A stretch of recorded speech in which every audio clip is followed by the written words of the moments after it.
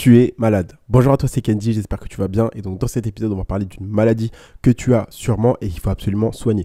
Alors t'en fais pas, cette maladie, on l'a tous eu en tant qu'entrepreneur ou même investisseur. Moi le premier, on l'a tous eu et il faut absolument que tu guérisses.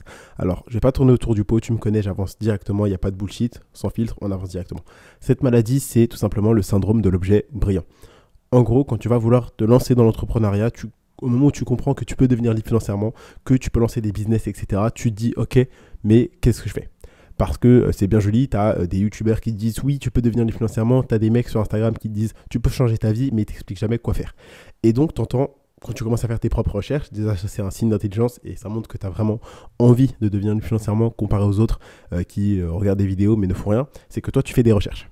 Et donc, ensuite, tu vois que, tu as l'immobilier.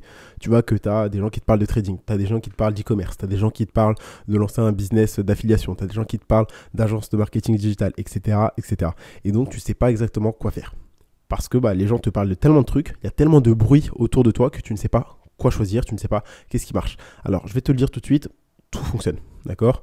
À part le MLM qui est une grosse arnaque et c'est de la merde, ça que je te recommande de ne pas le faire, de ne jamais y rentrer. Et si tu es dedans, quitte ça le plus rapidement possible parce que les gens qui vont te dire oui, viens dans le business, tu ramènes des gens, etc., etc., ça c'est de la merde, donc oublie tout de suite. Très simplement, tu as plein de gens qui vont te parler. Et donc toi, tu vas tenter un truc. Tu vas tenter un premier business, par exemple, tu vas tenter l'affiliation. Ensuite, tu vas peut-être tenter un business où tu vas essayer de ramener des gens. Ça, c'est une arnaque. Hein. Généralement, le MLM où tu vas ramener des gens, tu leur montres une présentation, ensuite ils prennent un pack, un abonnement, etc., etc. Ça, généralement, c'est une arnaque. Mais le fait de parler d'un produit, par exemple, et de mettre un lien affilié, par exemple, Amazon, Boursorama, etc., etc., ça, c'est de l'affiliation. Donc ça, c'est bon.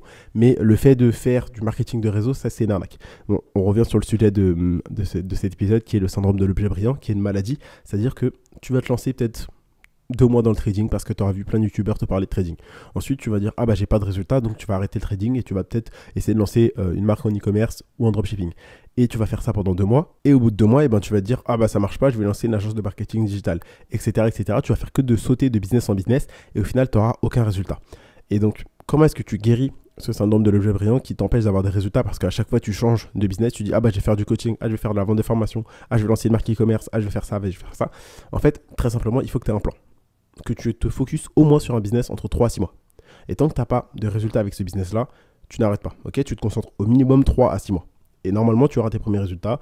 Tu pourras peut-être même en vivre. Personnellement, moi, je vis de l'e-commerce. Si j'ai vécu de l'e-commerce en 6 mois, je suis devenu libre financièrement avec l'e-commerce en moins de 6 mois. Et donc, je pense que tu peux le faire toi aussi.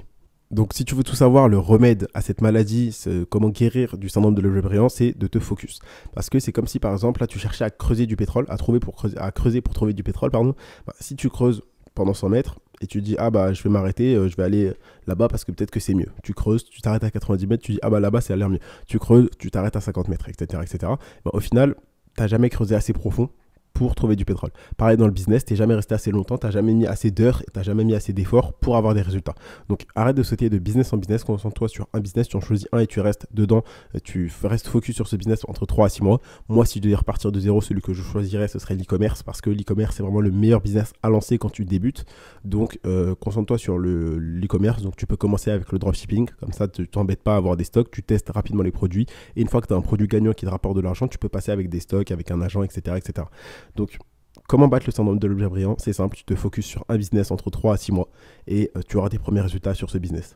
Parce que justement, tu te focuses, tu passes en mode rayon laser plutôt que de disperser toute ton énergie sur plusieurs business, etc., etc.